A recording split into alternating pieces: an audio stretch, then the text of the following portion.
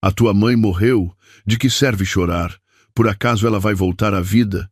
Despacha-te e prepara a comida. Os meus amigos não tardam a chegar. Essas foram as primeiras palavras que o meu marido me dirigiu. Tinham passado exatamente 2 horas desde que eu tinha voltado para casa, vinda do funeral da minha mãe. O meu marido obrigou-me a cozinhar para a sua festa no mesmo dia em que ela tinha sido sepultada.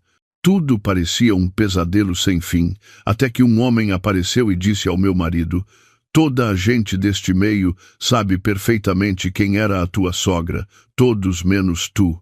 Depois daquela noite, tudo mudou para sempre. O som do motor do carro a desligar-se ressoou com uma agudeza antinatural no silêncio da garagem fria. O sol da tarde caía a pique, como se gozasse com o céu cinzento que cobria o meu coração. Fazia apenas 2 horas. Tinha deixado para trás o cemitério dos prazeres, onde o corpo frio da minha mãe, a dona Ana Pereira, a minha única família, se tinha tornado um com a terra úmida e avermelhada. O aroma dos crisântemos e o cheiro à terra molhada pareciam persistir nas minhas narinas, misturando-se com o sabor salgado das lágrimas secas nas minhas bochechas. Saí do carro com passos pesados, como se levasse grilhetas nos tornozelos.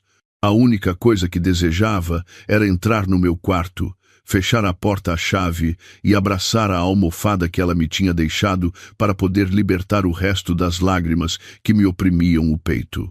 Mas antes que a minha mão pudesse tocar no puxador da porta principal, a voz impaciente do meu marido, Mateus, quebrou o silêncio.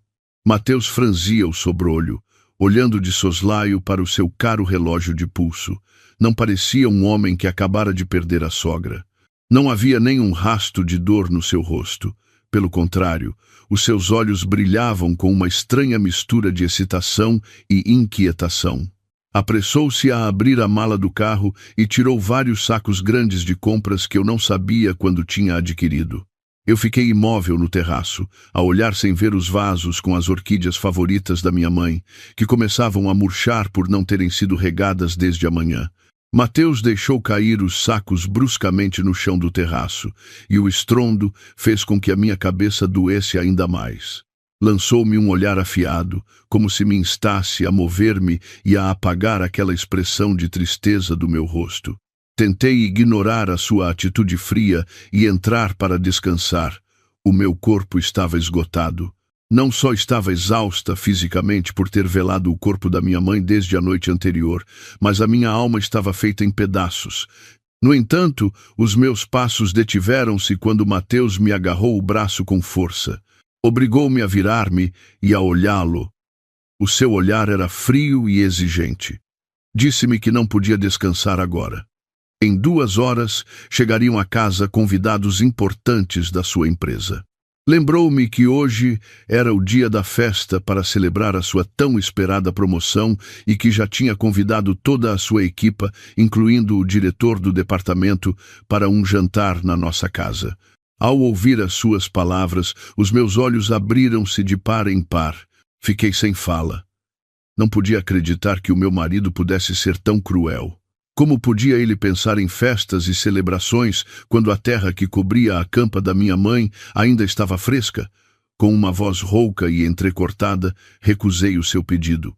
Supliquei-lhe que cancelasse o evento, ou pelo menos que o transferisse para outro lugar.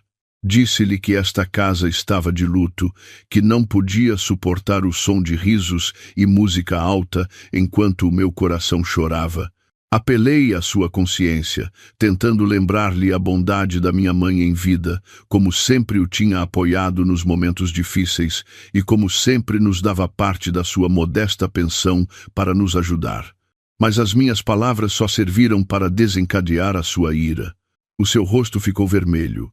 A pressão da sua mão no meu braço intensificou-se a tal ponto que senti que os meus ossos se quebrariam ali mesmo, no terraço da nossa casa. Gritou comigo com uma voz tão alta que os vizinhos poderiam tê-lo ouvido. As palavras que saíram da sua boca foram como punhais que remexiam na minha ferida aberta. Gritou que a minha mãe já estava morta, que de nada servia continuar a chorar. Disse em voz alta uma frase que nunca esquecerei na minha vida, que chorar não a traria de volta. Ordenou-me que me pusesse a servir os seus convidados imediatamente, que preparasse a melhor comida e que não os desapontasse com a minha cara de funeral. Mateus empurrou-me, e eu recuei, cambaleando, quase caindo contra a parede. Atirou-me os sacos das compras, que continham carne crua, legumes, especiarias e várias garrafas de vinho. Parte do conteúdo derramou-se. Frango, legumes, condimentos e várias garrafas de bebidas. Deu-me um ultimato. Em 2 horas, queria que todo o rastro de luto tivesse desaparecido da casa, que a mesa estivesse cheia de iguarias e que eu estivesse apresentável para receber os convidados. Dito isto, entrou na casa de banho a assobiar, deixando-me desfeita no chão do terraço, a chorar novamente sem controlo. Com as mãos a tremer, comecei a apanhar os ingredientes um por um. Queria fugir daquela casa, ir para o mais longe possível, mas as últimas palavras da minha mãe ressoavam nos meus ouvidos. Sempre me tinha dito para ser uma esposa dedicada, para manter a paz no lar. Sempre acreditou que o Mateus era um bom homem, que apenas estava a passar por um mau momento. Para honrar a sua memória, obriguei-me a levantar. Levei todos os sacos para a cozinha. Esta cozinha era o lugar favorito da minha mãe. Naquele canto, ela costumava sentar-se a arranjar cebolos enquanto me contava histórias da sua juventude. Agora, a cozinha parecia terrivelmente silenciosa e fria. Comecei a trabalhar como um robô sem alma. Lavei as batatas com água fria, um frio que me trespassava até aos ossos. Os meus pensamentos voaram para o momento em que tinha lavado o corpo da minha mãe naquela mesma manhã. A sua pele fria, o seu rosto em paz. As minhas lágrimas caíram na água com que lavava os legumes. Sequei o rosto bruscamente com a manga. Tentei conter as lágrimas, mas foi inútil. Quanto mais tentava contê-las, com mais força brotavam. Comecei a picar cebolas e pimentos. O cheiro picante das especiarias irritava-me ainda mais os olhos, mas essa ardência não era nada comparada com a dor no meu peito. O som rítmico da faca contra a tábua de cortar era como uma contagem decrescente para a festa infernal que estava prestes a começar. Assim que a cozinha estava a postos, dirigi-me à sala. O Mateus queria que o espaço parecesse amplo e luxuoso. Enquanto ele se arranjava em frente ao espelho do quarto, eu tive de mover os pesados sofás sozinha. Varri o chão, que já estava limpo, mas o Mateus insistiu que ainda havia pó. Lavei o chão com uma dor nas costas que me partia em 2. Cada vez que o meu olhar se cruzava com a fotografia da minha mãe pendurada na parede da sala, o meu coração partia-se um pouco mais. O Mateus tinha me ordenado que atirasse, dizendo que estragava o ambiente festivo, mas eu recusei com um olhar desafiador. Foi o meu único ato de resistência. Finalmente, com um longo grunhido, permitiu que a deixasse no seu lugar. O tempo passava, rápido e cruel. O cheiro da comida começou a encher a casa. Estava a cozinhar um estufado de vitela, gambas ao alhinho e um grande arroz de pato. Pratos que se serviriam numa festa ou num dia de celebração, não num banquete sobre a dor. O suor frio corria-me pelas têmporas. A minha roupa estava encharcada de suor e da água de lavar a louça. Coloquei com esmero os pratos de cerâmica na longa mesa da sala de jantar. Aqueles pratos tinham sido um presente de casamento da minha mãe. Lembrava-me das suas mãos enrugadas a acariciá-los enquanto nos entregava. Agora, seriam usados por pessoas a quem a sua morte não importava. O Mateus saiu do quarto, elegantemente vestido e a cheirar a uma colônia forte. Parecia seguro e arrogante. Inspecionou o meu trabalho como um capataz impiedoso. Provou um pouco do molho do estufado e acenou com a cabeça, sem uma única palavra de agradecimento. Em vez disso, apontou para o meu aspecto desalinhado. Repreendeu-me novamente, dizendo-me para tomar um duche e mudar de roupa rapidamente. Não queria que os seus amigos vissem a sua esposa com um ar de criada desgraçada. Fez questão de que eu devia sorrir, ser amável e atender a qualquer pedido dos convidados. Disse que não queria ver nenhuma única queixa, nem uma única lágrima quando chegassem. Arrastei-me para a casa de banho. Debaixo do jato do chuveiro, chorei amargamente. O som da água abafou os meus soluços de angústia. Esfreguei o corpo com força, como se tentasse apagar os restos da mágoa que se me tinham agarrado, mas a mágoa não estava na minha pele, estava no meu sangue e no meu hálito. Depois do duche, vesti um vestido simples e sóbrio. Não me maquilhei, pois não tinha cosméticos que pudessem ocultar os meus olhos inchados. Olhei-me ao espelho, um rosto pálido, olhos sem vida, rodeados de olheiras escuras. Era o rosto de uma filha que tinha perdido a mãe, um rosto obrigado a usar a máscara da felicidade pelo orgulho do seu marido. Quando saí do quarto, o Mateus já estava junto à porta principal. Comentou com sarcasmo que a minha cara continuava patética, mas que não havia tempo para me arranjar mais. Nesse preciso momento, a campainha tocou. O meu coração deu um salto, não de alegria, mas de ansiedade. O primeiro convidado tinha chegado. A festa infernal estava prestes a começar. O Mateus mudou a sua expressão instantaneamente. Um sorriso falso e radiante desenhou-se nos seus lábios. Abriu a porta com entusiasmo, recebendo o convidado com uma sonora gargalhada. Eu fiquei atrás dele, de cabeça baixa, respirando fundo o ar que se sentia opressivo, e preparei-me para desempenhar o papel de criada na minha própria casa no dia da morte da minha mãe. Assim que a porta se abriu de par em par, a tranquilidade do nosso lar desvaneceu-se. Os colegas de trabalho do Mateus entraram ruidosamente, trazendo consigo uma mistura de diferentes perfumes e risos ensurdecedores. Entraram sem pedir licença. Os seus sapatos ressoavam no chão, que eu tinha limpo com tanto esforço. Ninguém me deu os pêsames. Talvez o Mateus não lhes tivesse contado. Ou talvez, para eles, a morte de uma idosa não fosse suficientemente importante para estragar o ambiente de festa. Dispersaram-se imediatamente pela sala de estar e de jantar, admirando os móveis e elogiando o sucesso do Mateus pela sua recente promoção.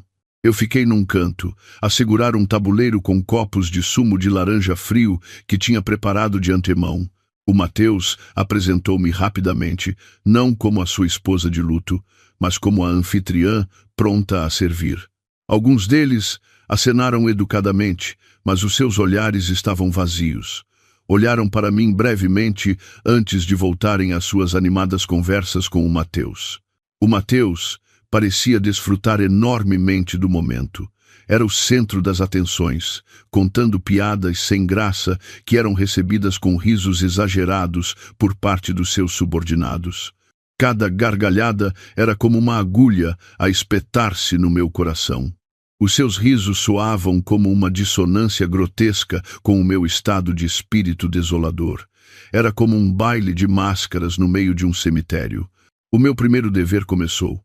O Mateus fez-me um gesto com os olhos para que servisse as bebidas rapidamente. Caminhei lentamente, oferecendo o tabuleiro a cada convidado. As minhas mãos tremiam com o peso do tabuleiro e com a emoção que tentava reprimir. Um dos amigos do Mateus, um homem corpulento, pegou num copo sem sequer me olhar, demasiado ocupado a falar de um novo projeto que iam lançar. Os copos passaram rapidamente de mão em mão. Tive de ir e vir da cozinha para encher o jarro e trazer aperitivos. As minhas pernas, já cansadas de ter estado de pé durante horas na agência funerária, doíam-me ainda mais, mas não me atrevia a sentar-me. O Mateus vigiava-me sempre de soslaio, à distância, garantindo que eu não descansasse nem um segundo. O ambiente tornou-se ainda mais ruidoso quando o segundo grupo chegou. Entre eles, havia uma mulher que se destacava especialmente. Chamava-se Verônica. Era uma colega que o Mateus mencionava frequentemente em casa pelos seus feitos, mas eu conseguia perceber algo mais na forma como o Mateus a olhava. A Verônica entrou com uma atitude muito segura, como se fosse a dona da casa. Cumprimentou o Mateus com familiaridade, chegando a tocar-lhe no braço de uma forma demasiado próxima, enquanto sorria alegremente. O Mateus parecia encantado com a chegada da Verônica. O seu rosto iluminou-se de uma maneira que eu não via quando olhava para mim. A Verônica examinou-me da cabeça aos pés com um olhar de avaliação depreciativo. Não havia um sorriso amável nos seus lábios quando me olhou. Apenas um sorriso leve e astuto. O Mateus guiou imediatamente a Verônica e alguns dos seus amigos mais próximos para o lugar mais confortável, o sofá principal. Chamou-me em voz alta e ordenou-me que trouxesse um prato de comida para a Verônica. Disse que a Verônica era uma convidada especial e que devia ser bem atendida. Engoli em seco, contendo a amargura que me subia pelo peito. Trouxe um prato e enchi-o com a comida que tinha preparado antes, entre lágrimas, o estufado de vitela, as gambas ao alhinho e um pedaço de arroz de pato estavam cuidadosamente dispostos no prato. Levei-lhe a Verônica e ofereci-lhe respeitosamente. A Verônica aceitou-o sem uma única palavra de agradecimento. Olhou para ele com um olhar trocista e começou a comer enquanto continuava a falar com o Mateus, ignorando a minha presença enquanto eu esperava de pé pelas suas próximas instruções. O incidente ocorreu num instante. Exatamente quando me preparava para me virar e ir à cozinha buscar uns guardanapos, ouvi de repente o som forte de um prato a cair. Crash! O som da cerâmica a partir-se contra o chão silenciou a sala por um momento. Todos os olhares se dirigiram para o sofá principal. Virei-me e vi o prato que tinha dado a Verônica, feito em cacos no chão. O molho gorduroso do estufado e a comida manchavam o tapete favorito da minha mãe. A Verônica levantou-se com uma expressão de surpresa exagerada e olhou para mim acusadoramente. Gritou com um tom agudo que eu não tinha colocado bem o prato e que lhe tinha escorregado das mãos, mas eu tinha a certeza de que lhe tinha entregue corretamente nas suas mãos. O Mateus reagiu instantaneamente. Em vez de perguntar o que tinha acontecido ou de se preocupar que alguém se pudesse cortar com os pedaços de cerâmica, repreendeu-me à frente de todos. Invectivou-me com palavras duras, chamando-me descuidada e incapaz de servir os convidados adequadamente. A minha cara incendiou-se, uma mistura de vergonha e dor. As lágrimas que eu tinha estado a conter a duras penas voltaram a brotar. Quis defender-me e dizer que a Verônica o tinha deixado cair, mas a minha coragem desvaneceu-se perante o olhar fulminante do Mateus. Sabia que, se o contradissesse, ele ficaria ainda mais zangado e me humilharia pior. Por outro lado, a Verônica adotou uma expressão de vítima. Sacudiu o pé salpicado com um pouco de molho e queixou-se de que os sapatos se tinham manchado. Reunindo o que restava da minha dignidade, ajoelhei-me no chão. Comecei a apanhar os pedaços afiados de cerâmica com as mãos nuas. Alguns convidados olharam para mim com pena, mas ninguém se atreveu a ajudar-me, temendo provocar a ira do Mateus. A Verônica continuava a queixar-se dos sapatos e ordenou-me que limpasse a mancha do tapete rapidamente para que não cheirasse mal. Trouxe um pano e inclinei-me aos pés da Verônica, esfregando a mancha de estufado enquanto tentava conter os soluços para que não se ouvissem. Senti que a minha dignidade era pisoteada sem piedade. Na casa da minha mãe, no dia da sua morte, estava a ser tratada pior que uma criada pelo meu marido e pela sua amiga. Depois de limpar o chão, o Mateus ordenou-me que fosse para a cozinha e não saísse até que a sua raiva passasse. Com os pedaços do prato partido, que tinham sido testemunhas silenciosas da minha humilhação, dirigi-me à cozinha com passo hesitante. Na cozinha, apoiei-me no lava-loiça e abri a torneira ao máximo para abafar o som dos meus soluços, que finalmente se soltaram. Chorei amargamente, chamando pela minha mãe no meu coração. Mãe, olha para a tua filha. Sou eu. Por que é que foste embora tão cedo? Não aguento mais, mãe. O esgotamento físico e mental fazia-me sentir tonta, mas antes que eu pudesse acalmar-me, o Mateus apareceu à porta da cozinha. não tinha vindo para pedir desculpa. Tinha vindo para me ordenar que descascasse fruta porque os convidados queriam sobremesa. Com as mãos a tremer do choro, sequei as lágrimas bruscamente. Descasquei a fruta. O Mateus voltou para a sala e pouco depois os risos voltaram a ressoar. A música foi aumentada de volume. Pareciam ter esquecido o incidente anterior ou simplesmente não se importavam. Comiam, bebiam e brincavam sobre a minha dor. O relógio marcava as 4 da tarde. O céu lá fora começava a escurecer. Com a tênue esperança de obter um mínimo de compaixão do meu marido, levei o tabuleiro de fruta para a sala e coloquei-o sobre a mesa com a cabeça baixa, tentando evitar o olhar triunfante da Verônica. De repente, no meio do bulício daquela festa asfixiante, ouviu-se o som suave do motor de um carro a parar mesmo em frente ao portão da casa. Não era o som de um carro qualquer, mas o ronronar do motor de um veículo de luxo. Vários convidados que estavam sentados perto da janela olharam para fora e calaram-se instantaneamente. Sussurraram com os rostos tensos.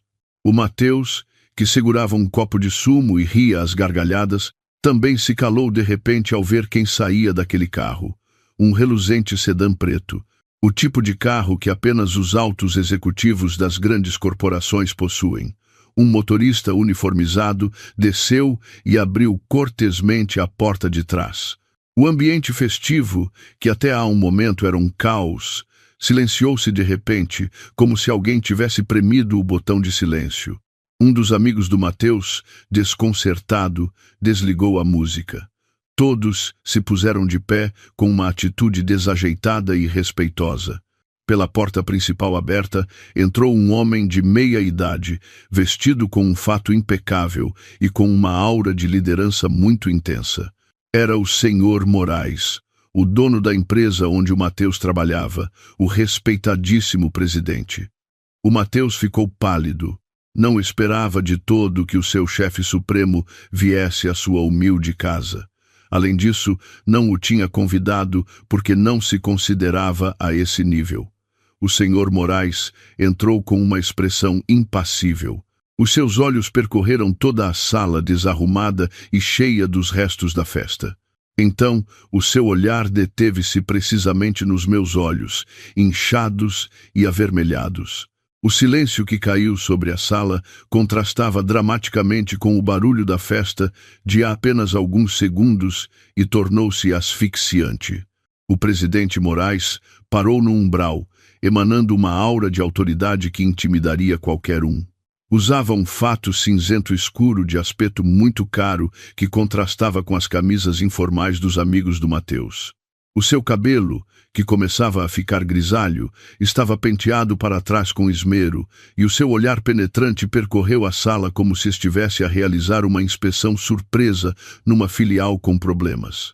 Não havia sorriso no seu rosto, apenas um maxilar firme e uma expressão indecifrável. O corpo do Mateus, que até há um momento se erguia com o queixo alto e arrogante, agora parecia encolhido. O seu rosto, antes avermelhado pela raiva contra mim ou pelas risadas com os amigos, tornara-se pálido como papel. O suor frio começou a perolar na sua testa, e a sua mão, que segurava um copo, tremia tão violentamente que derramou um pouco do seu conteúdo. O Mateus apressou-se a deixar o copo numa mesa próxima, com um movimento tão desajeitado que quase o derrubou. Ajustou nervosamente o colarinho da camisa, tentando reunir os fragmentos da sua destroçada confiança. Com passos apressados e algo vacilantes, o Mateus aproximou-se do Senhor Moraes. Fez uma ligeira vénia, um gesto de respeito exagerado e bajulador. A sua voz quebrou-se ao dirigir-se ao seu chefe supremo. O Mateus expressou o quão surpreendido e honrado estava por o Senhor Moraes visitar a sua humilde morada. Pediu desculpa por não lhe ter enviado um convite formal, explicando que se tratava de uma pequena celebração com a sua equipa do departamento e que não se tinha atrevido a importunar o Senhor Moraes com o seu valioso tempo. O Mateus continuou a falar atropeladamente. Da sua boca saíam palavras melosas sem cessar, como se tentasse ocultar o pânico que se tinha apoderado dele. Convidou o Sr. Moraes a entrar, oferecendo-lhe o assento mais confortável no sofá, o mesmo que a Verônica tinha ocupado antes. Mas o Sr. Moraes não respondeu imediatamente à calorosa boas-vindas do Mateus, apenas acenou muito lentamente, sem desviar o seu olhar perscrutador. O Sr. Moraes entrou lentamente. Os seus sapatos reluzentes produziam um som rítmico sobre o chão de azulejos. Os outros convidados, os colegas do Mateus, afastaram-se automaticamente para lhe dar passagem. Permaneceram rígidos como estátuas, temendo cometer o mais pequeno erro perante o dono da empresa que tinha os seus destinos nas mãos. A Verônica, que antes estava sentada como uma rainha no sofá principal, levantou-se rapidamente, arranjou o cabelo e a roupa, esboçando o seu sorriso mais doce na esperança de atrair a atenção do presidente. A Verônica até puxou ligeiramente o braço do Mateus, indicando-lhe que a apresentasse ao Sr. Moraes. Mas o Sr. Moraes parecia não os ver. O seu olhar focou-se antes na decoração de mau gosto da festa, nos pratos sujos espalhados e nos restos de comida que ainda não tinham sido limpos. O Mateus sentiu-se ainda mais desconcertado com a reação fria do Sr. Moraes. Tentou quebrar o gelo oferecendo-lhe bebidas e comida. Gritou o meu nome, mas desta vez não com a voz áspera de antes, mas com um tom suavemente fingido, mas carregado de pressão. Pediu-me que trouxesse rapidamente uma bebida quente para o Sr. Moraes. Talvez o melhor chá ou café que tivéssemos. Eu, que tinha estado de pé como uma estátua num canto perto da porta da cozinha, sobressaltei-me. O meu coração batia com força. Sentia-me muito envergonhada. O meu aspecto não era de todo apropriado para receber um convidado como o Sr. Moraes. A minha roupa estava úmida da água de lavar. Os meus olhos estavam muito inchados e a minha cara estava pálida e sem maquilhagem. Queria esconder-me, fugir para um quarto dos fundos e não sair até que todos tivessem ido embora. Mas nesta casa, as ordens do Mateus eram lei, especialmente à frente do seu chefe. Com passos pesados, dirigi-me à cozinha para preparar o chá. As minhas mãos tremiam ao pegar na melhor chávena de porcelana que nos restava no armário. A minha mente era um caos. Por que é que o Sr. Moraes estava aqui? O Mateus disse que não o tinha convidado. Era uma coincidência ou havia algum assunto urgente? Enquanto vertia a água quente, pude ouvir a voz do Mateus na sala, ainda a tentar explicar a festa. O Mateus mentiu. Disse que a festa tinha sido organizada a pedido dos seus amigos, que queriam celebrar o seu sucesso e que lhe tinha sabido mal recusar. Tentou criar uma imagem de líder de equipa leal e querido pelos seus subordinados. Sorri amargamente ao ouvir as suas mentiras. As minhas lágrimas voltaram a cair na chávena de chá. Sequei-a apressadamente. Não devia chorar à frente do distinto convidado. Respirei fundo, tentando acalmar a agitação no meu peito, e voltei para a sala com um tabuleiro que continha a chávena de chá quente. Quando voltei à sala, o ambiente continuava silencioso e tenso. O Sr. Moraes não se tinha sentado. Continuava de pé no meio da sala, recusando a oferta do Mateus para se sentar no sofá. O Mateus parecia ainda mais inquieto. O suor já lhe encharcava o colarinho da camisa. A Verônica estava de pé ao lado do Mateus, tentando manter um sorriso amável, mas o seu sorriso parecia forçado ao ser ignorada. Quando me aproximei com o tabuleiro nas mãos, o Sr. Moraes virou-se de repente para mim.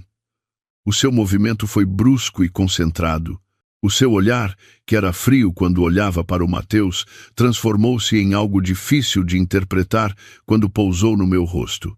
Havia surpresa, escrutínio e também um vislumbre de profunda compaixão.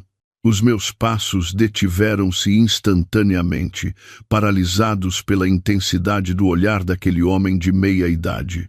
A distância entre nós era de apenas alguns metros. Ao perceber que o Sr. Moraes estava a olhar para mim, O Mateus interpôs-se apressadamente. Bloqueou a linha de visão do Sr. Moraes, como se envergonhasse de reconhecer a minha presença.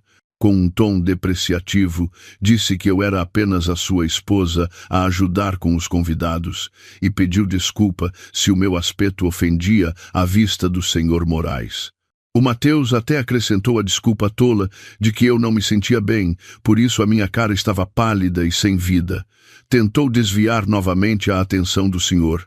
Moraes para ele, falando dos objetivos de vendas do próximo mês que já tinha superado, mas os esforços do Mateus foram em vão. O Sr. Moraes não ouviu de todo as divagações do Mateus sobre números de vendas ou estratégias de marketing. O Sr. Moraes levantou ligeiramente a mão, um sinal firme para que o Mateus se calasse.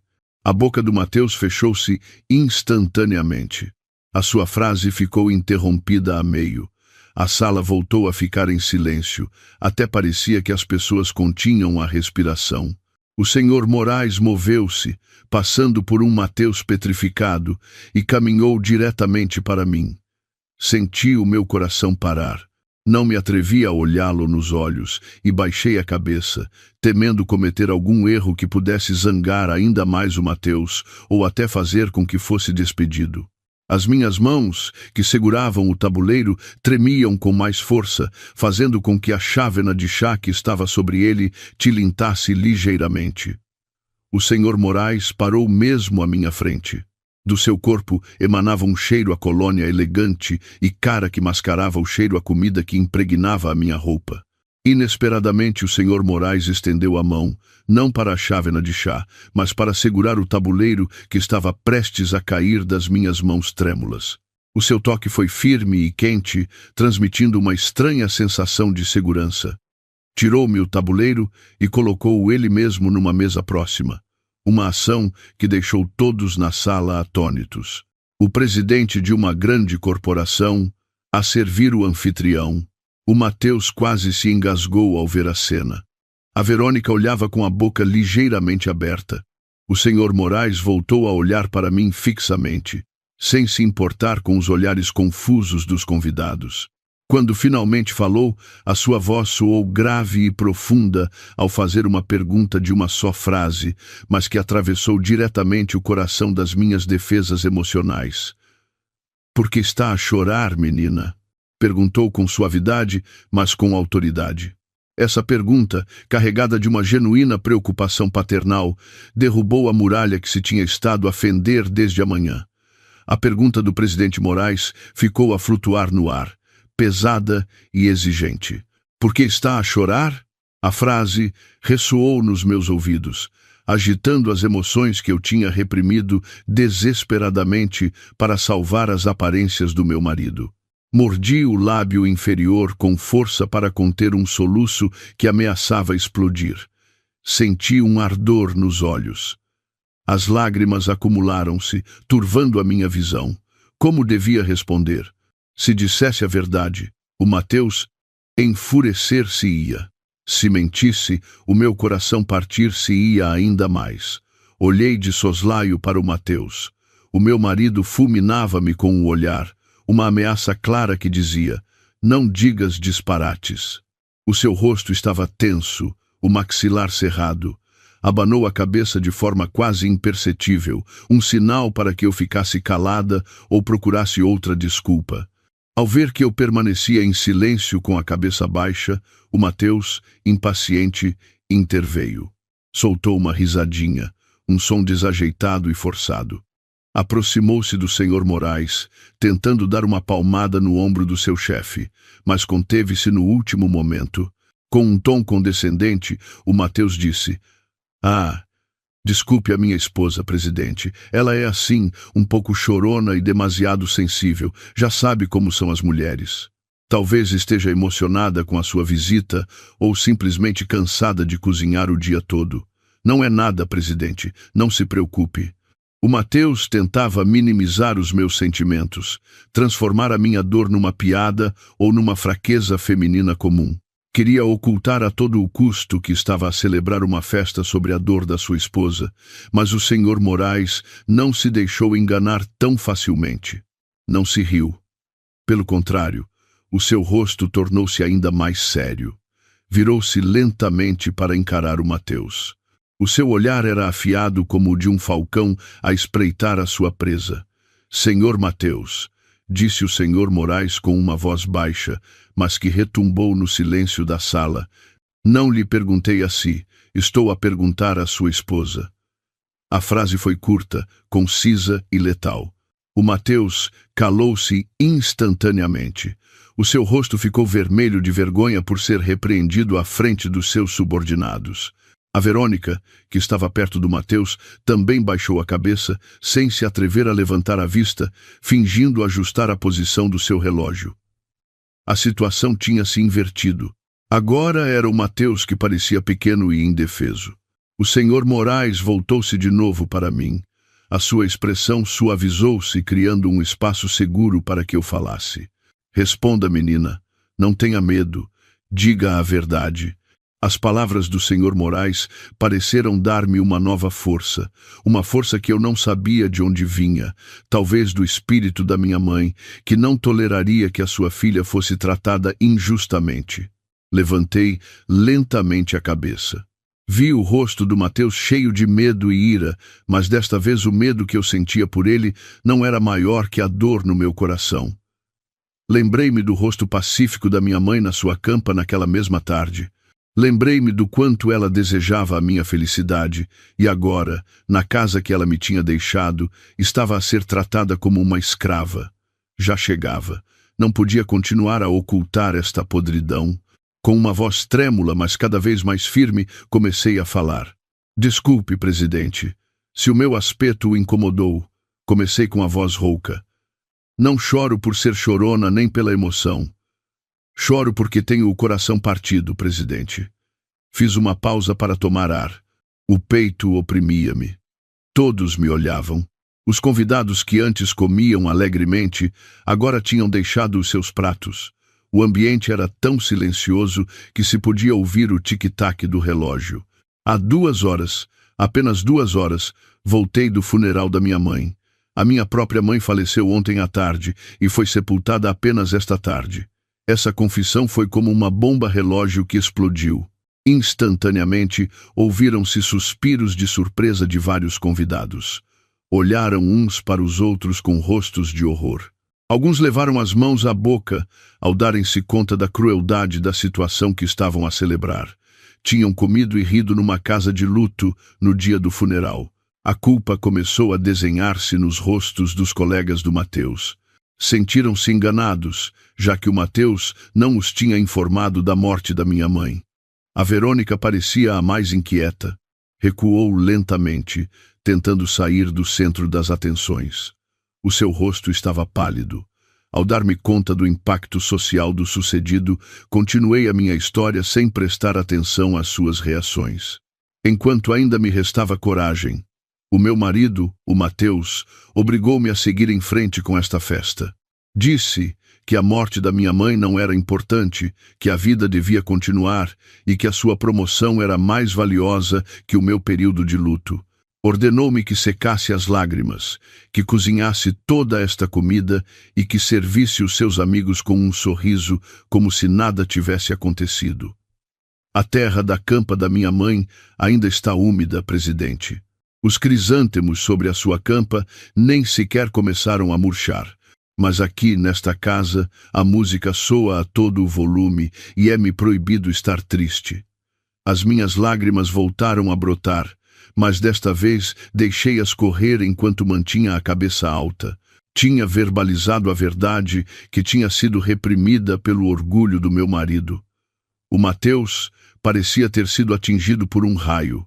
Abriu a boca para negar, mas não lhe saiu nenhum som. Deu-se conta de que estava acabado.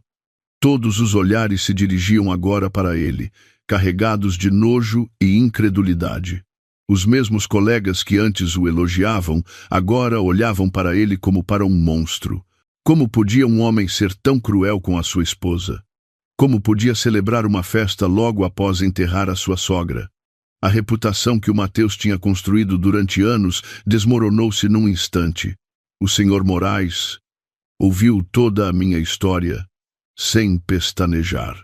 O seu rosto mudou lentamente, de uma expressão impassível e autoritária. Agora emanava uma ira extrema. O seu maxilar tensionou-se tanto que as veias do seu pescoço se marcaram. A sua mão direita fechou-se num punho apertado ao seu lado. O seu rosto ficou vermelho pela fúria contida.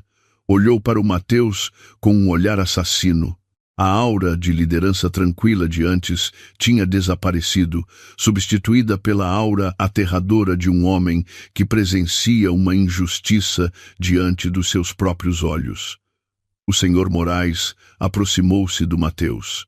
Agora, a distância entre eles era mínima. O Mateus recuou passo a passo até que as suas costas chocaram contra a parede. Estava encurralado, sem escapatória.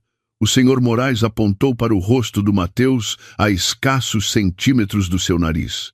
A sua voz já não era baixa, mas retumbou pela sala, fazendo tremer os vidros das janelas. Senhor Mateus, é verdade o que a sua esposa diz? Celebrou uma festa de promoção sobre a campa da sua sogra no mesmo dia em que a sua esposa perdeu a mãe? O grito foi tão forte que a Verônica se sobressaltou e deixou cair a sua mala. O Mateus tremia violentamente, os seus joelhos fraquejavam. Tentou balbuciar uma desculpa incoerente. Não, presidente, eu só. Isto estava planeado há muito tempo. Não era minha intenção. Essas desculpas estúpidas soaram ainda mais patéticas aos ouvidos de todos. O Mateus tentou pegar na mão do Sr. Moraes para suplicar compreensão, mas o Sr. Moraes afastou-a bruscamente, como se a mão do Mateus fosse algo repugnante. Cala-te! Voltou a gritar o Sr. Moraes. Não preciso das tuas desculpas. Pensava que eras um funcionário íntegro e decente, mas não passas de um ser humano sem consciência. Atormentaste a tua esposa em luto para satisfazer o teu orgulho e a tua vaidade. Obrigaste-a a preparar uma festa antes que as suas lágrimas secassem. O Sr. Moraes olhou ao redor da sala para os convidados, que agora baixavam a cabeça envergonhados. E todos vocês comeram e beberam à vontade numa casa de luto.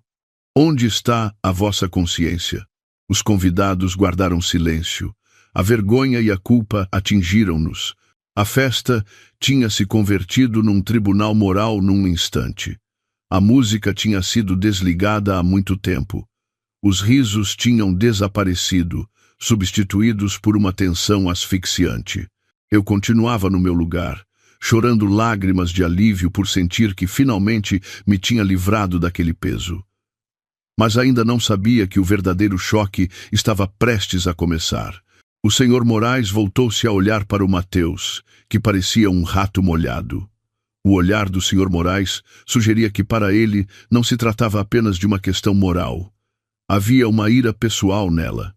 Respirou fundo, controlando as suas emoções antes de lançar a seguinte bomba atômica que destruiria a vida do Mateus para sempre. Senhor Mateus, disse o Sr. Moraes com um tom gelado, podes estar orgulhoso do teu novo posto. Podes sentir-te grande à frente dos teus amigos, mas esqueceste uma coisa muito importante. O Sr. Moraes aproximou-se de novo e sussurrou com uma clareza que chegou até aos ouvidos zumbidores do Mateus. Subestimaste a tua sogra. Pensavas que era uma pessoa qualquer. Não é. O Sr. Moraes sorriu com desdém, um sorriso terrível. Há algo que deves saber, Mateus. Toda a gente deste meio sabe perfeitamente quem era a tua sogra, a que acaba de falecer. Fez uma pausa dramática, deixando que o medo percorresse cada nervo do Mateus. Todos a conhecem e a respeitam, menos tu, o seu estúpido genro. O Mateus levantou a cabeça. Os seus olhos estavam esbugalhados pela confusão e pelo medo. Não entendia as palavras do Sr. Moraes. A minha sogra era apenas uma professora reformada, pensou. O que tem ela a ver com o mundo dos negócios? Mas ao ver a expressão do Sr. Moraes, o Mateus deu-se conta de que tinha cometido um erro muito maior do que celebrar uma festa inoportuna, um erro do qual se arrependeria toda a vida. As últimas palavras do presidente Moraes ficaram suspensas no ar como um trovão recém-estourado, deixando um eco aterrador nos ouvidos de todos os presentes. O Mateus, com a boca ligeiramente aberta e a piscar rapidamente, parecia estar a tentar processar a informação que acabava de entrar no seu cérebro, mas a sua lógica arrogante recusava-se a aceitar lá. O seu rosto, antes pálido, agora mostrava uma expressão de patética confusão.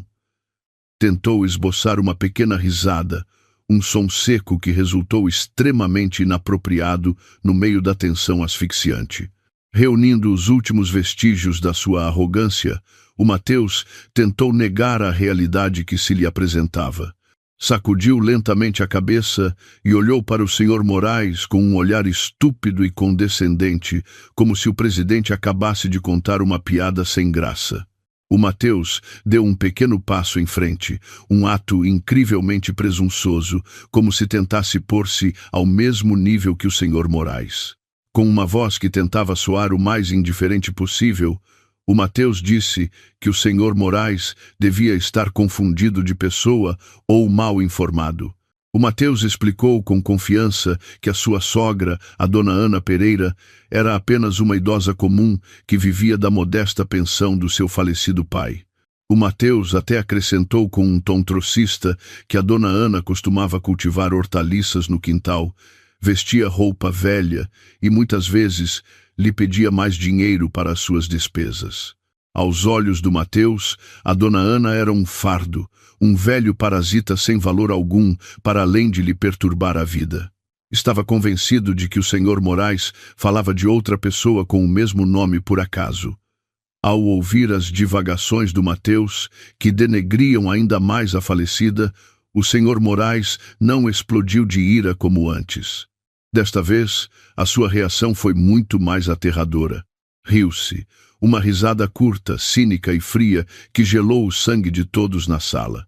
O Sr. Moraes olhou para o Mateus como quem olha para um pequeno inseto repugnante que não sabe que está prestes a ser esmagado. Começou a caminhar lentamente ao redor do Mateus, como se observasse uma peça de exposição defeituosa. O som dos passos do Sr. Moraes sobre o chão de azulejos ressoava com força no silêncio da sala. Os convidados, incluindo a Verônica, contiveram a respiração, intuindo que uma revelação monumental estava prestes a acontecer. A Verônica, de pé num canto, começou a sentir-se desconfortável. O seu instinto dizia-lhe que tinha apostado no cavalo errado. O Sr. Moraes parou mesmo em frente ao Mateus, olhando-o profundamente nos olhos.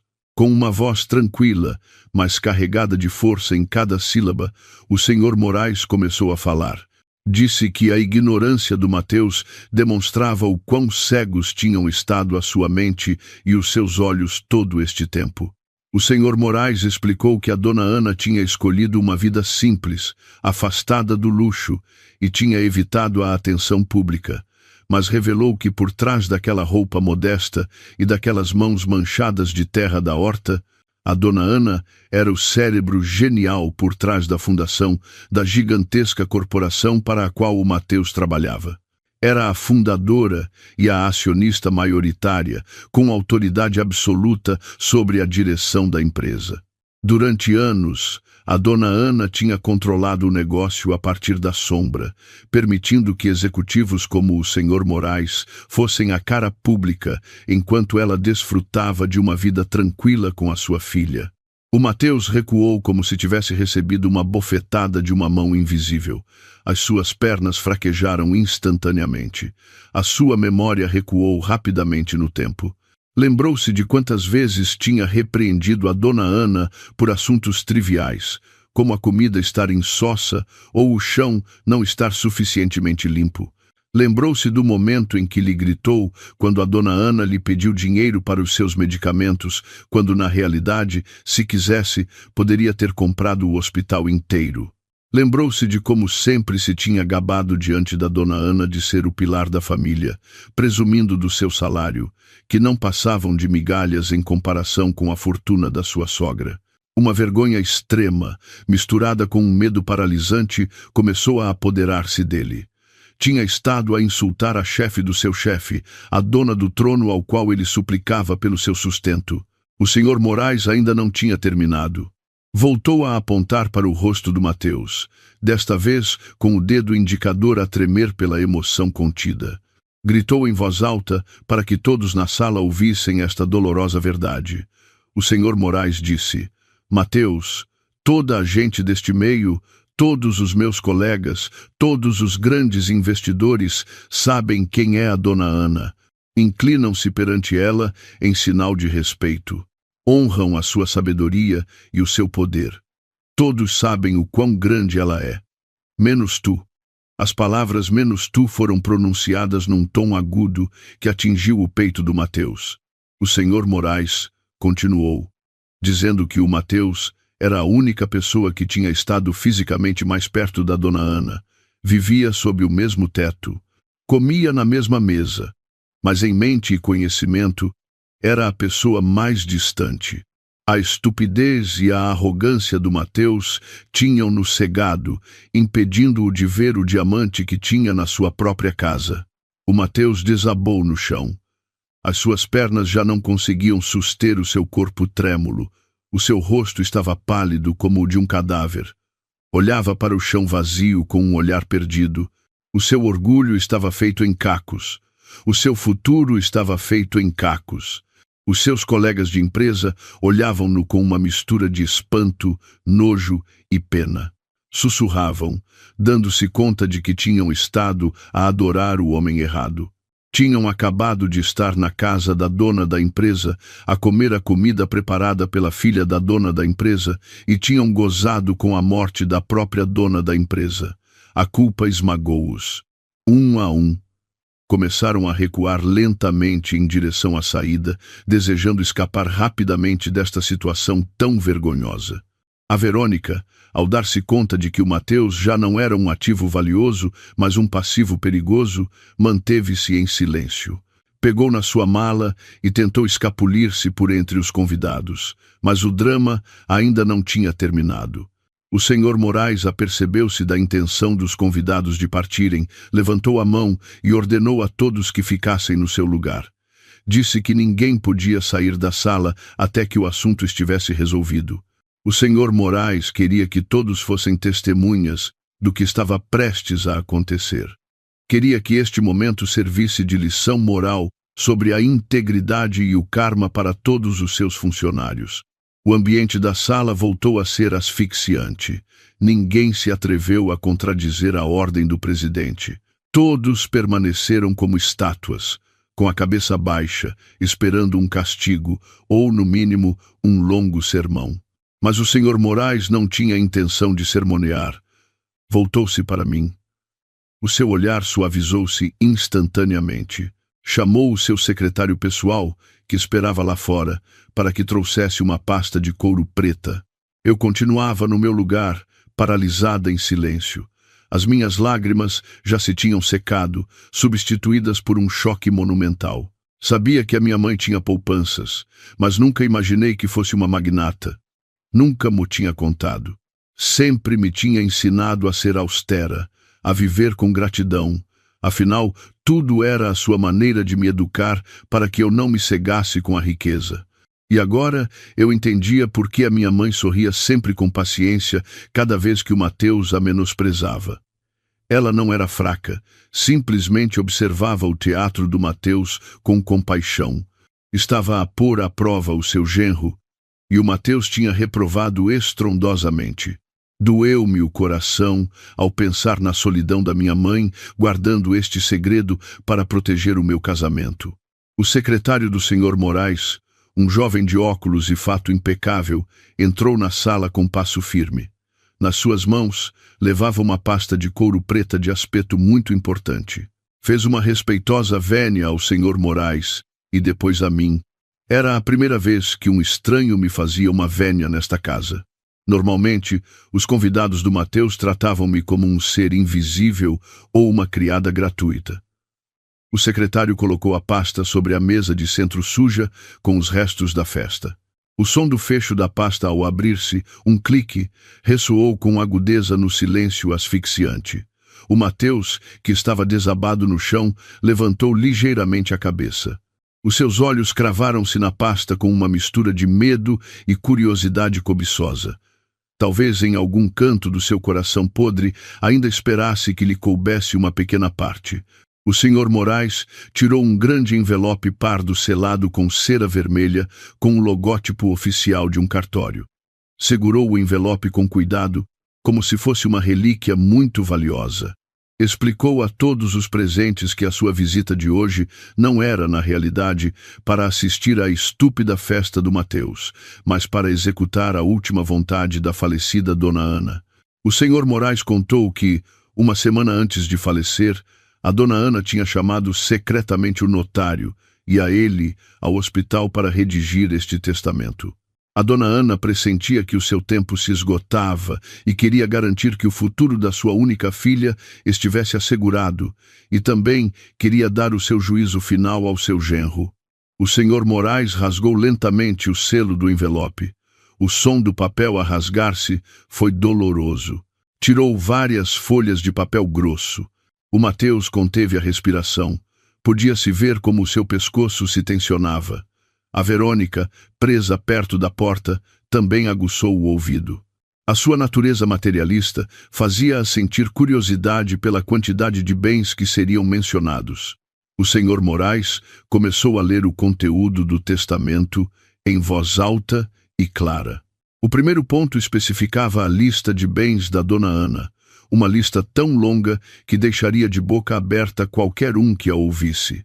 Desde a participação maioritária na empresa-mãe onde o Mateus trabalhava, até vários edifícios comerciais no centro da cidade, vastas extensões de terreno nos arredores e enormes depósitos de dinheiro em diversos bancos. Até se revelou que esta mesma casa em que vivíamos, a propriedade do terreno e do edifício, estava inteiramente em nome da Dona Ana, apesar de o Mateus sempre ter afirmado tecla remodelado com o seu próprio esforço. Ao ouvir a lista de bens, a expressão do rosto do Mateus mudava a cada segundo, passando do espanto à admiração e ao arrependimento extremo, agarrou a cabeça com frustração. Agora dava-se conta de que tinha estado a dormir sobre uma montanha de ouro enquanto tratava a dona desse ouro como lixo. Se ao menos tivesse sido um pouco mais amável com a Dona Ana, se a tivesse cuidado de verdade, talvez agora estivesse a desfrutar de todos esses luxos. A cobiça era evidente nos olhos do Mateus. Começou a imaginar a vida de luxo que lhe tinha escapado das mãos. Olhou para mim com olhos suplicantes, esperando que eu pudesse amolecer o coração do Sr. Moraes ou mudar o conteúdo do testamento a seu favor, mas o Sr. Moraes ainda não tinha chegado à parte mais importante. Pigarreou, para voltar a centrar a atenção de todos.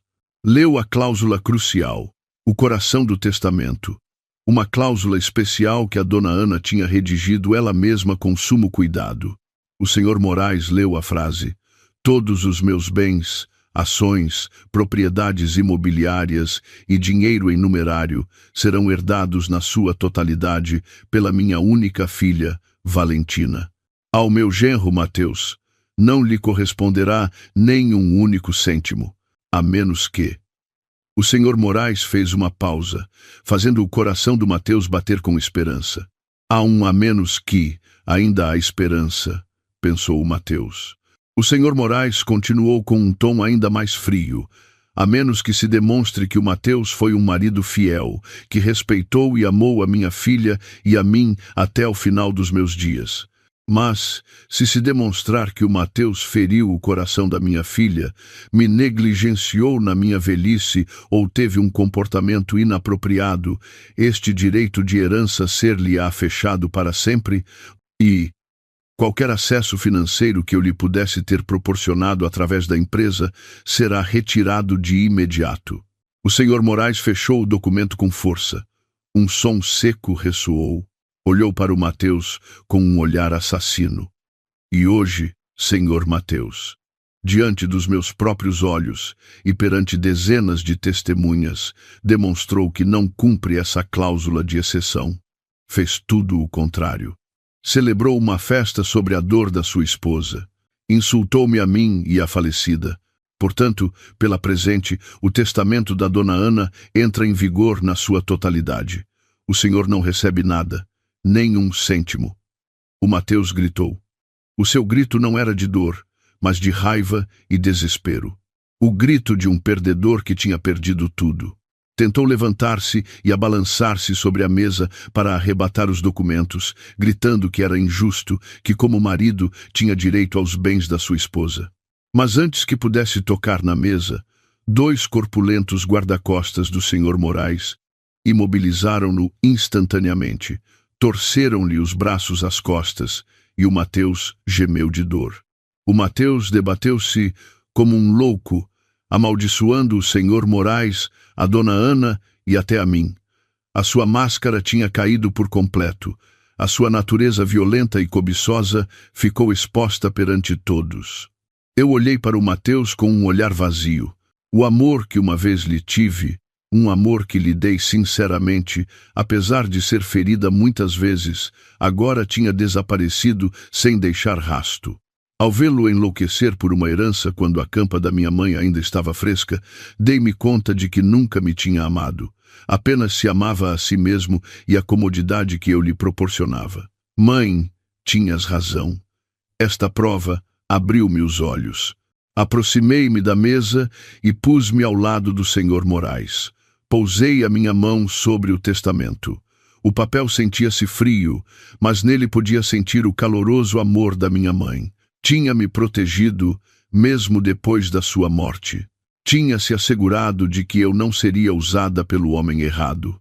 O senhor Moraes voltou-se para mim e acenou com a cabeça em sinal de respeito.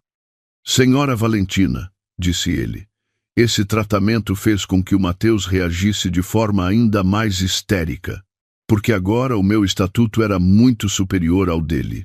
Segundo a vontade da sua mãe, a partir deste momento, a senhora é a proprietária legal de ditos bens e, como acionista maioritária, tem poder de voto nas decisões da empresa, incluindo o destino dos funcionários imorais. O senhor Moraes olhou fixamente para o Mateus e para a Verônica. Essa frase foi o sinal para o contra-ataque. Agora, o poder estava nas minhas mãos. Olhei para a Verônica, que agora estava pálida como papel. Deu-se conta de que a sua carreira estava à beira do abismo. Tentou sorrir-me, um sorriso que era uma mistura de medo e bajulação, mas eu virei-lhe as costas. O ambiente da sala tinha mudado 180 graus. Os convidados que antes me menosprezavam, agora baixavam a cabeça com temor. Deram-se conta de que os seus empregos poderiam depender do meu estado de espírito, mas não me interessavam. A minha atenção centrava-se unicamente nos 2 traidores que tinha à minha frente, o Mateus e a Verônica. Respirei fundo, inalando o ar da liberdade, misturado com o aroma da dor. Era hora de limpar o lixo da minha vida, tal como antes tinha limpado o lixo da sua festa. O senhor Moraes fez outro sinal ao seu secretário. O secretário pegou num tablet e ligou-o. Além do testamento, disse o senhor Moraes, olhando alternadamente para a Verônica e para o Mateus, a nossa equipa de auditoria interna encontrou algumas transações suspeitas realizadas pelo senhor Mateus durante o seu mandato. E, curiosamente, esse padrão de despesas coincide com o luxuoso estilo de vida de uma funcionária. O senhor Moraes olhou fixamente para a Verônica. Senhora Verônica, talvez nos possa explicar como conseguiu malas de designer e joias caras com o salário de uma funcionária normal, porque os nossos dados mostram que os fundos da empresa, desviados pelo senhor Mateus, fluíram para os objetos que a senhora usa neste momento. Os olhos do Mateus esbugalharam-se. Tinha-se esquecido de que tinha cometido pequenos desfalques para agradar a Verônica, pensando que ninguém revisaria os detalhes das despesas operacionais. Mas agora, sob a auditoria direta do presidente, todas as suas malfeitorias vieram à luz. O rosto da Verônica transformou-se numa máscara de puro terror. Tremia violentamente. A mala cara que segurava caiu ao chão. O segredo da sua aventura e da sua corrupção foi exposto de uma só vez. Já não se tratava de uma herança perdida, mas de uma possível pena de prisão. O ambiente da sala, que tinha estado mortalmente silencioso, transformou-se num acalorado tribunal.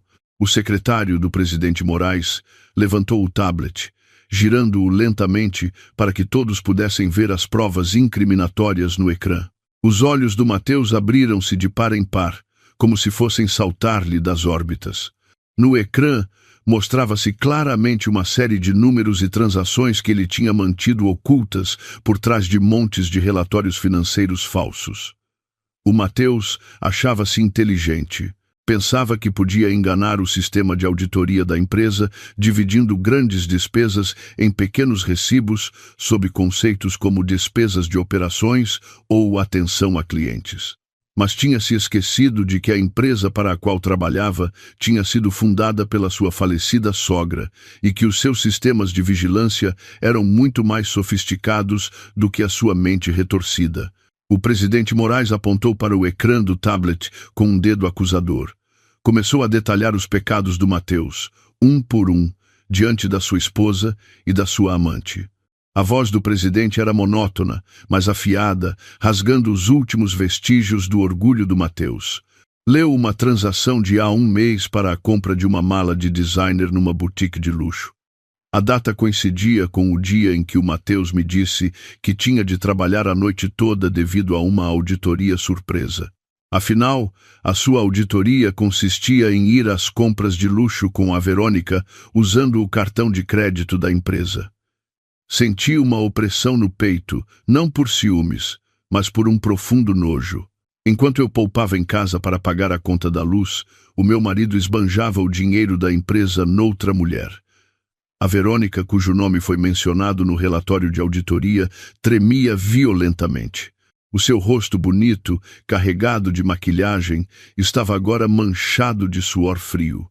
Abanou a cabeça, entrando em pânico, e tentou livrar-se da forma mais cobarde possível. A Verônica gritou com voz aguda, afirmando que não tinha ideia da origem do dinheiro. Desculpou-se dizendo que o Mateus lhe tinha dado como presente e que ela pensava que era o seu dinheiro pessoal. A Verônica começou a chorar, mas não eram lágrimas de arrependimento, eram lágrimas de crocodilo para se salvar a si mesma. Apontou para o Mateus com um dedo adornado com unhas postiças, acusando-o de a ter enganado.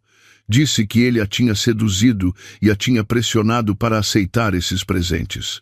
Ao ouvir a traição da Verônica, o Mateus enfureceu-se. O seu rosto ficou vermelho como um tomate e as veias do seu pescoço marcaram-se. Não podia aceitar ser o único culpado. A relação ilícita que tanto tinham apregoado, a que chamavam amor verdadeiro nas minhas costas, desmoronou-se num instante quando seus interesses pessoais se viram ameaçados. O Mateus devolveu o golpe à Verônica, gritou que era ela quem lhe pedia sempre coisas. O Mateus revelou que a Verônica o tinha ameaçado com o fim da relação se ele não lhe comprasse uma nova joia. Ambos se insultaram publicamente, trazendo à tona os podres um do outro, culpando-se mutuamente. A cena era ao mesmo tempo patética e catártica. As duas pessoas que se tinham unido para me ferir agora destroçavam-se mutuamente como cães de rua a lutar por um osso. Os convidados, os colegas do Mateus, observavam a briga de boca aberta. Sentiam nojo ao ver aquele drama barato. Agora davam-se conta de quão podre estava a moral do seu chefe e da sua colega. Começaram a ouvir-se sussurros e risos trocistas. A reputação da Verônica como mulher de carreira elegante desmoronou-se num instante, sendo rotulada como uma mulher materialista e interesseira. A reputação do Mateus como marido fiel e líder sábio também se desvaneceu, convertendo-se num corrupto estúpido e infiel. No meio do caos, o presidente Moraes fez um sinal ao seu secretário para que reproduzisse um vídeo. Era uma gravação da câmara de segurança de um restaurante de luxo. No ecrã, via-se claramente o Matheus e a Verônica num jantar romântico, de mãos dadas e a rir felizes. A data do vídeo era o nosso 3º aniversário de casamento. Nesse dia, o Matheus tinha me dito que lhe doía o estômago e que se tinha deitado cedo no nosso quarto. Afinal, depois de eu adormecer, exausta com as tarefas domésticas, ele tinha se escapado para se encontrar com a Verônica. Ao ver essa prova visual, o meu coração sentiu-se como se uma mão gigante o espremesse. Doía, era amargo, mas estranhamente também senti alívio. Alívio porque todas as minhas suspeitas se confirmaram. Eu não estava louca, não era paranoica. O meu instinto de esposa estava certo. Eram uns traidores. Aproximei-me do casal que continuava a discutir. Os meus passos eram tranquilos, mas cada um deles silenciou-os. Talvez a aura de autoridade que eu tinha herdado da dona Ana corresse agora nas minhas veias. Olhei diretamente nos olhos da Verônica. A mulher baixou a cabeça instantaneamente, sem se atrever a suster o meu olhar. Antes, tinha-me menosprezado pelo meu aspecto simples, mas agora parecia muito pequena diante de mim. Falei com uma voz baixa, mas potente. Disse a Verônica que sabia de tudo há muito tempo, mas que tinha guardado silêncio, esperando que o Matheus mudasse. Mas, afinal, o meu silêncio tinha-os encorajado ainda mais.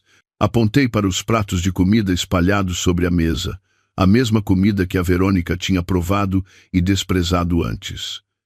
Disse-lhe, com um tom gelado, que desfrutasse daquela última refeição.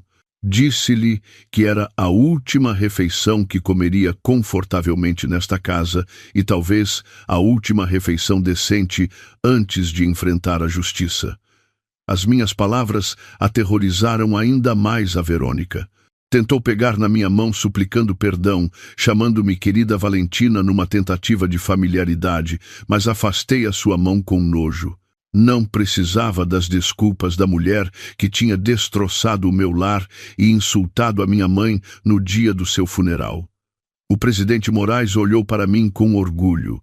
Viu em mim o reflexo da dona Ana. Voltou a tomar o controle da situação. Com voz firme, o presidente Moraes declarou que estas provas eram mais do que suficientes para os levar à justiça. O desvio de fundos da empresa não era um assunto menor, era um crime penal. O presidente Moraes ordenou aos seus guarda-costas que confiscassem a mala e as joias que a Verônica usava nesse momento como prova. Esses objetos tinham sido comprados com dinheiro da empresa e, tecnicamente, eram propriedade da empresa. A Verônica gritou histericamente. Quando o guarda-costas lhe pediu que tirasse o relógio e a mala de designer, foi completamente humilhada e despojada dos seus luxos diante de todas as pessoas que antes a tinham admirado. A sua máscara partiu-se por completo, revelando a sua verdadeira natureza cobiçosa e cobarde. O Matheus observou como a Verônica era tratada como uma delinquente e soube que ele era o próximo. A realidade atingiu-o com uma força brutal. O cargo de diretor que acabava de celebrar tinha se esfumado. A herança com que sonhava tinha se desvanecido.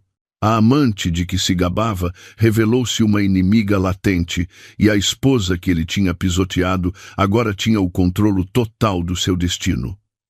As pernas do Matheus cederam. Caiu de joelhos mesmo à minha frente. O homem que me tinha gritado e insultado há 2 horas. O homem que me tinha ordenado que servisse os seus convidados como uma criada, agora ajoelhava-se aos meus pés como um mendigo miserável. As lágrimas brotaram do rosto do Matheus. O ranho corria-lhe, misturando-se com as lágrimas, fazendo com que a sua cara parecesse extremamente repugnante. Começou a soluçar e a suplicar perdão. Agarrou-se à bainha do meu vestido, tentando beijar-me os pés. Disse que tinha perdido a cabeça, que o estresse do trabalho era tão grande que tinha procurado uma via de escape. Disse que podia jurar por Deus que ainda me amava. Suplicou-me que me lembrasse das belas recordações do nosso namoro, dos doces começos do nosso casamento. Rogou-me que o perdoasse e que retirasse a queixa do presidente Moraes pelo nosso amor, pelos nossos sagrados votos matrimoniais. Até prometeu mudar, ser um bom marido, rezar muito, fazer qualquer coisa se eu lhe desse uma segunda oportunidade. Ao ouvir essas bajulações baratas e essas promessas batidas, senti náuseas. Talvez a antiga eu, a mulher estúpida que sempre acreditou que ele podia mudar, se tivesse abrandado ao ver as suas lágrimas. Mas a morte da minha mãe e os acontecimentos de hoje tinham matado essa antiga Valentina. Olhei para o Mateus com um olhar vazio e sem emoções. Lembrei-me da reação do Mateus quando voltei do funeral e estava a chorar. Essa frase ressoou claramente nos meus ouvidos. De que serve chorar? A tua mãe não vai voltar à vida. Essa frase era agora um bumerangue que voltava para o atingir. Dei um passo atrás, libertando o meu vestido da sua mão suja. Olhei-o de cima com uma voz tranquila, mas penetrante. Devolvi-lhe as suas próprias palavras. Perguntei-lhe, por que choras? Disse-lhe, de nada serve chorar agora. As tuas lágrimas não vão restaurar a confiança quebrada. As tuas lágrimas não vão reviver o respeito que eu te tinha. Disse-lhe que deixasse o drama, que não ia mudar nenhuma decisão. Disse-lhe que as suas lágrimas eram falsas, que chorava por ter perdido os seus bens e a sua posição, não por se arrepender de nos ter ferido, a mim e a minha mãe.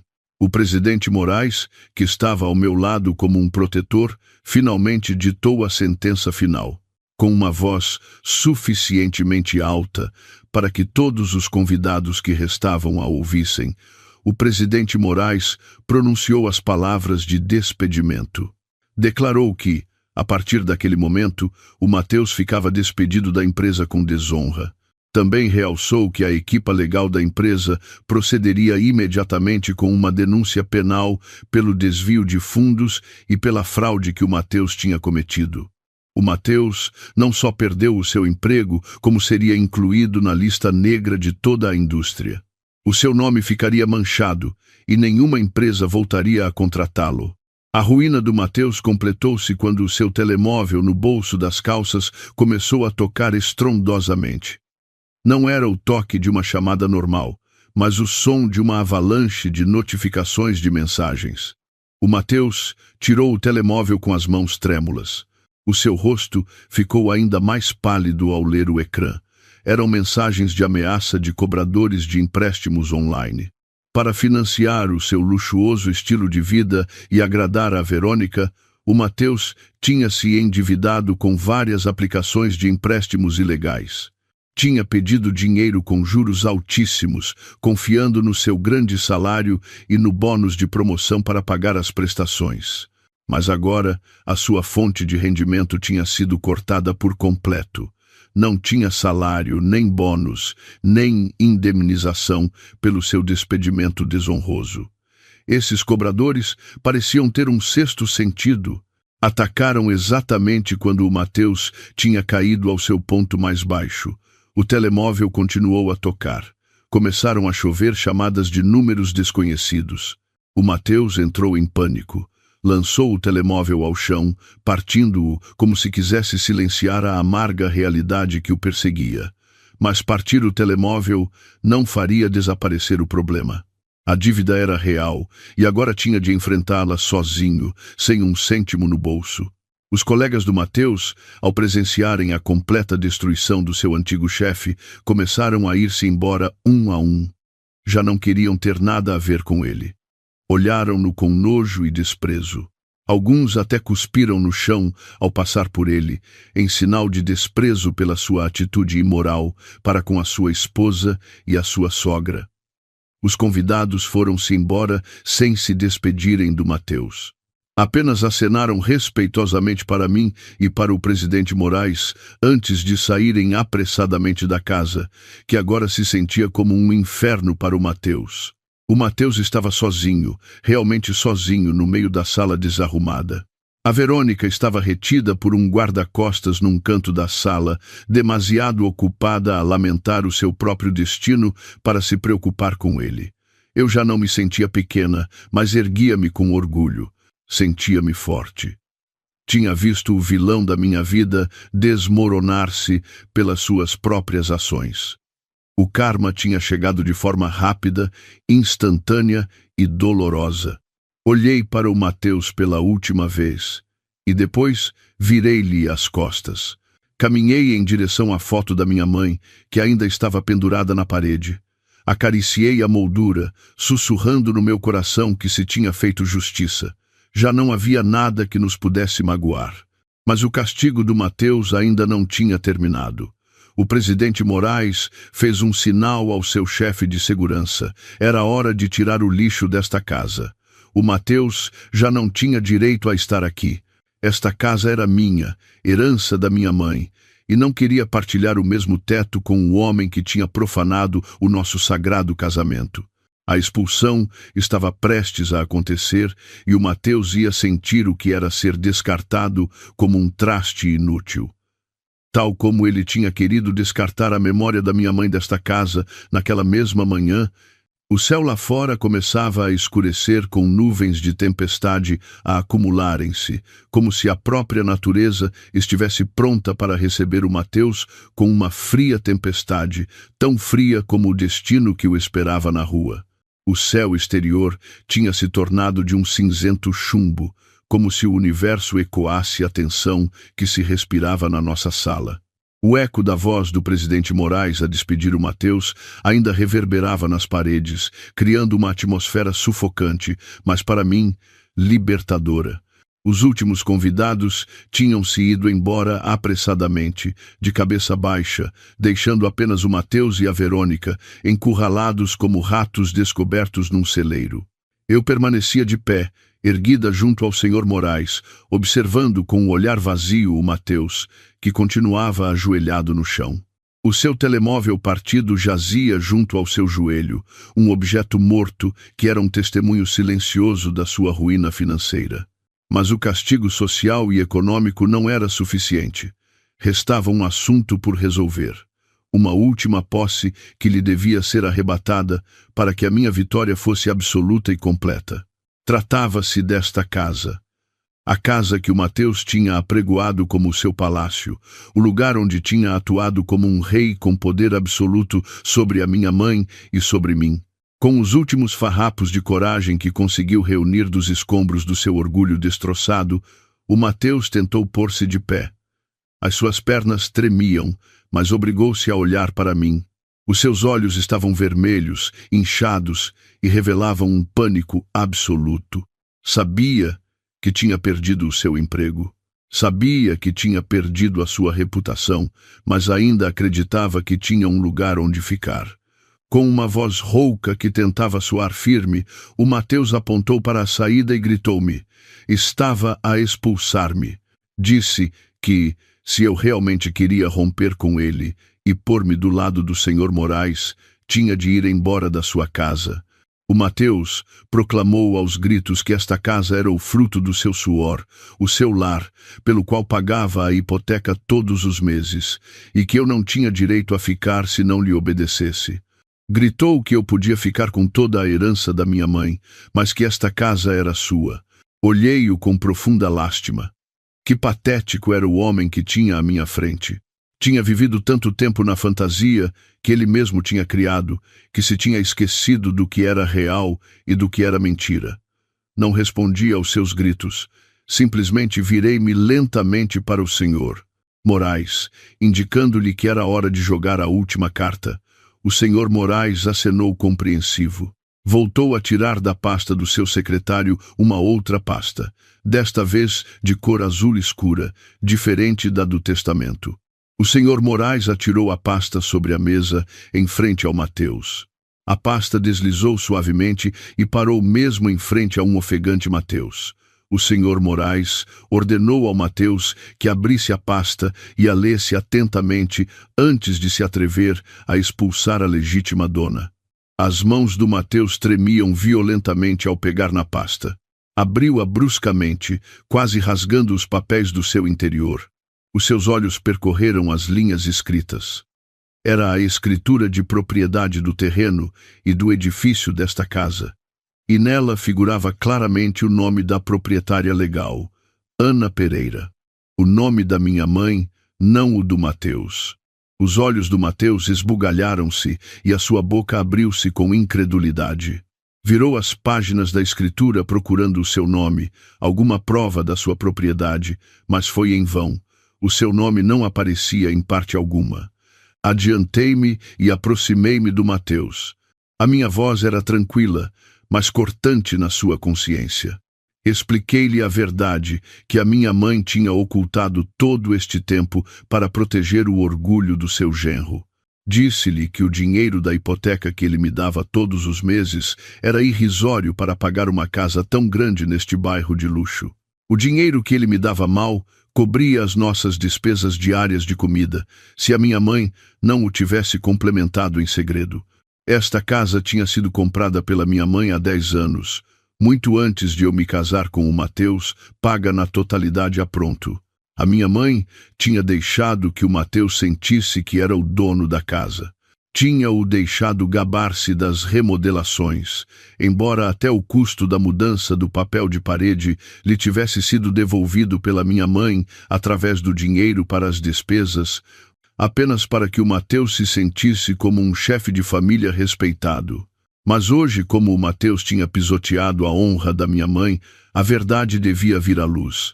O Mateus abanou a cabeça violentamente, recusando-se a acreditar.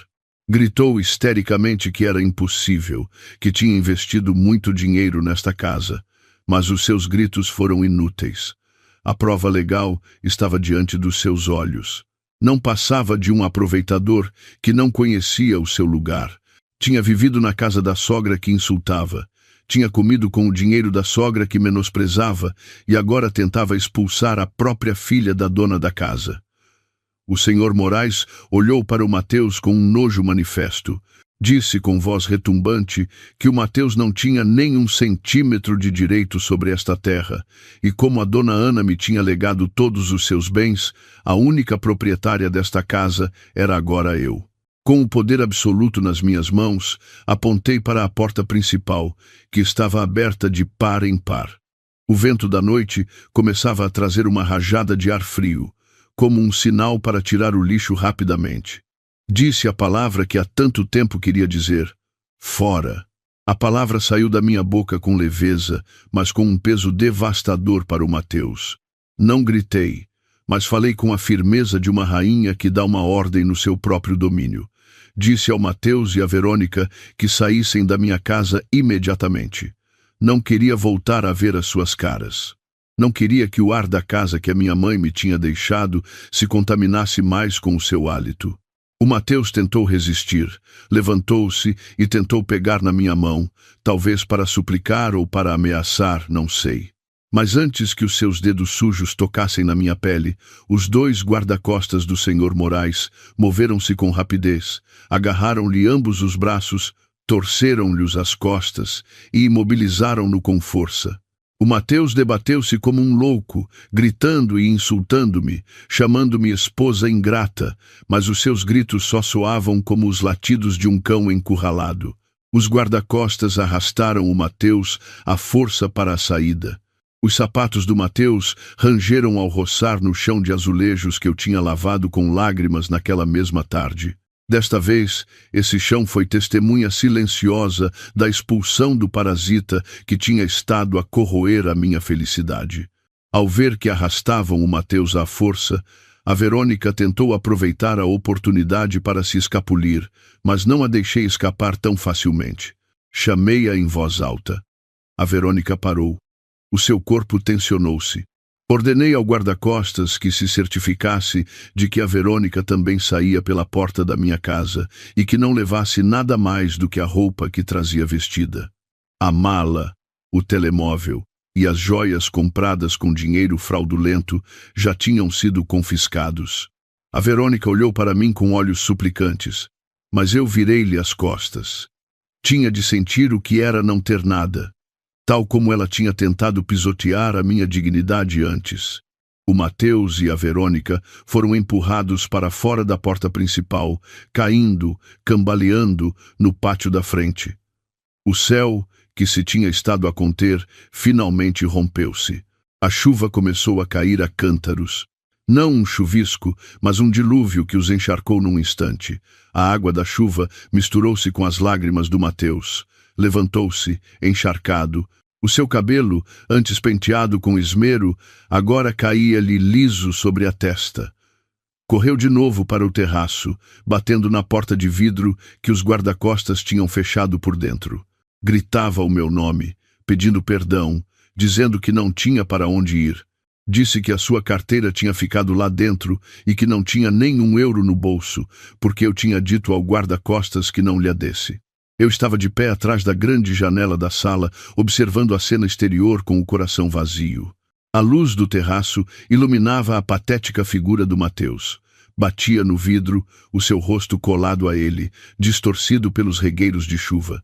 Parecia um fantasma do passado que tentava atormentar-me, mas este vidro separava-nos. Atrás do Mateus, a Verônica estava de pé, a tremer de frio. O rímel tinha-lhe escorrido, manchando-lhe as bochechas e fazendo aparecer um palhaço chorão. O Mateus virou-se para a Verônica, esperando que a sua amante o pudesse ajudar. Pediu-lhe que o levasse no seu carro, que o deixasse dormir na sua casa, mas o drama no pátio ainda não tinha terminado. A Verônica, ao dar-se conta de que o Mateus era agora um mendigo inútil, que além disso a tinha arrastado para problemas legais, recusou-se redondamente debaixo da chuva torrencial. Ouviram-se os gritos da Verônica, que empurrou o Mateus e o fez cair numa poça de lama. A Verônica gritou que toda esta desgraça era culpa do Mateus. Chamou-lhe homem de má sorte, estafador, imbecil. O casal que tinha estado a dar bolo à boca um ao outro na minha festa, agora empurrava-se e insultava-se na lama do meu pátio. Os vizinhos, atraídos pelo alvoroço, começaram a sair para as varandas das suas casas. Observavam o espetáculo gratuito com olhares trocistas. A reputação do Mateus neste bairro tinha se desmoronado por completo. Agora todos conheciam a sua verdadeira face. Finalmente, envergonhada de ser vista pelos vizinhos e pelo frio que lhe trespassava os ossos, a Verônica foi-se embora a correr debaixo da chuva, saindo do pátio da minha casa sem voltar a olhar para o Mateus. Deixou-o sozinho, atirado na lama. O Mateus tentou segui-la, mas escorregou. Caiu e levantou-se, caminhando, cambaleando, para o portão que se tinha aberto automaticamente. O guarda-costas do Sr. Moraes, depois de se certificar de que o Mateus tinha atravessado o limiar do portão, premindo um botão do comando à distância. O robusto e alto portão de ferro fechou-se lentamente, separando para sempre o meu mundo do Mateus. O Mateus ficou do lado de fora do portão, agarrado às frias grades, olhando para esta casa que agora brilhava, quente e luminosa. Deu-se conta de que as portas do paraíso em que tinha estado a viver se tinham fechado para sempre e que agora tinha de enfrentar o inferno terreno que ele mesmo tinha criado. Virei-me e afastei-me da janela. Não queria voltar a vê-lo. Respirei fundo, inalando o ar da sala, que agora se sentia mais espaçosa, embora ainda desarrumada. O Sr. Moraes deu-me uma suave palmada no ombro e dedicou-me um sorriso paternal e encorajador. Naquela noite, com o som da chuva a bater no telhado, senti-me verdadeiramente sozinha, mas não desamparada. Senti-me livre. Esta casa voltava a ser da minha mãe e minha. Um mês tinha passado desde aquela noite de tempestade. O tempo tinha voado, trazendo consigo mudanças drásticas na minha vida. Esta manhã, o sol entrava radiante pelas cortinas do meu quarto, saudando um novo dia com um calor diferente. Já não havia gritos do Mateus a apressar-me para preparar o pequeno almoço. Já não havia medo de dizer ou fazer algo errado. A grande casa que a minha mãe me tinha deixado sentia-se agora silenciosa e pacífica. Levantei-me com o coração leve, Fiz as minhas orações matinais e rezei pela alma da minha mãe para que descansasse em paz. Depois, preparei-me para ir, não à cozinha nem ao mercado, mas à sede da empresa. Pus-me em frente ao grande espelho do meu quarto. O meu reflexo tinha mudado. O meu rosto, antes apagado e sempre cansado pela pressão mental, agora parecia fresco e radiante. Os meus olhos, antes inchados pelas lágrimas, agora emanavam determinação e inteligência. Usava um fato profissional e elegante, sem adornos excessivos, mas que desprendia uma aura de autoridade. Ajustei ligeiramente o lenço, certificando-me de que tudo estava perfeito. Hoje era um dia importante. Realizar-se-ia uma Assembleia Geral extraordinária de acionistas, e eu, Valentina, ocuparia o lugar que a minha mãe deveria ter ocupado. O carro da empresa esperava-me à entrada da casa. Um motorista pessoal abriu-me a porta com cortesia. Durante o trajeto para a zona financeira de Lisboa, observei os arranha-céus. Antes, era apenas a esposa de um funcionário comum que não sabia nada deste mundo.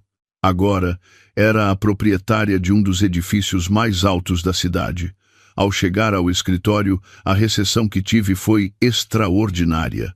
Desde a recepcionista até aos chefes de departamento, os funcionários fizeram uma respeitosa vénia à minha passagem pelo átrio. Ouvi sussurros de admiração. Sabiam quem eu era. Sabiam que era a filha da fundadora da empresa, a mulher que tinha destapado o escândalo de corrupção de um antigo diretor e tinha trazido um ar de mudança fresco. Entrei na sala de reuniões. A sala era grande, fria e dominada por uma longa mesa oval de mogno. À volta da mesa, sentavam-se diretores e auditores de idade avançada com décadas de experiência. Antes, nem sequer me teria imaginado a entrar nesta sala, mas hoje entrei de cabeça bem erguida. O presidente Moraes levantou-se para me receber e convidou-me a sentar na cabeceira da mesa. O assento que tinha estado vazio, o assento da minha mãe. Quando me sentei, todos guardaram silêncio, esperando as minhas instruções. Com uma voz tranquila, mas firme, dei início à reunião. Discuti a nova visão da empresa, políticas de bem-estar para os funcionários mais justas e a erradicação das práticas corruptas que tinham proliferado na era da anterior direção. Não falava apenas como uma herdeira, mas como alguém que entendia os valores de trabalho duro e honestidade que a minha mãe me tinha inculcado. Enquanto eu presidia a uma reunião num fresco edifício de arranha-céus, o Mateus vivia um destino muito diferente. Num canto sórdido e superpovoado da cidade, num quarto de pensão úmido e estreito de 3 por 3 metros, o Mateus jazia encolhido sobre um colchão de espuma fino e com cheiro a mofo. O teto do seu quarto tinha goteiras e a água da chuva da noite anterior gotejava sobre o chão de azulejos já rachado. Não havia ar-condicionado, apenas uma pequena ventoinha poeirenta e barulhenta. O Mateus acordou com umas fortes batidas na porta. O seu coração deu um salto. Não era um visitante, eram os cobradores de dívidas. Desde que foi despedido e expulso, a vida do Mateus tinha se desmoronado por completo. O seu nome estava na lista negra da indústria. Nenhuma empresa queria contratá-lo depois de se difundir o escândalo de desvio de fundos e imoralidade. Tentou conseguir trabalho como motorista de TVDE, mas a sua conta foi rejeitada por ter antecedentes criminais em investigação policial. As suas poupanças eram nulas. Os seus cartões de crédito estavam bloqueados, os seus amigos evitavam-no como a peste. Até a mulher que antes adorava, a Verônica, era agora testemunha da acusação, testemunhando contra ele para conseguir uma sentença reduzida. O Mateus estava verdadeiramente sozinho. As batidas na porta tornaram-se mais fortes, acompanhadas de gritos grosseiros a exigir o pagamento. O Mateus tapou os ouvidos com a almofada, a tremer de medo. O estômago doía-lhe. Não tinha comido nada desde o almoço de ontem. Apenas comia noodles instantâneos crus, porque o gás do seu fogareiro portátil se tinha esgotado e não tinha dinheiro para comprar um novo. O seu rosto, antes aprumado e arrogante, agora estava emaciado, coberto por uma barba descuidada, e os seus olhos estavam afundados numas terríveis olheiras. Olhou para as notícias nas redes sociais, no ecrã de um telemóvel barato e rachado. Ali havia uma foto minha ao lado do presidente Moraes a lançar um projeto de responsabilidade social da empresa. Eu sorria elegantemente. O Mateus chorou. Lágrimas de tardio arrependimento encharcaram a velha almofada. Voltou a lembrar-se da confortável casa, da deliciosa comida e da esposa que o tinha servido com todo o seu coração. Tinha deitado tudo isso fora por um prazer momentâneo, e agora tinha de pagar o preço com uma vida de sofrimento. Voltando à minha vida, depois da reunião e de assinar alguns documentos importantes, pedi ao motorista que me levasse ao lugar a que mais desejava ir, o cemitério dos prazeres. O céu do entardecer era de um tom vermelho alaranjado. Quando entrei no recinto do cemitério, uma brisa suave embalava as folhas dos plátanos. Caminhei em direção à campa da minha mãe. A campa estava agora bem cuidada.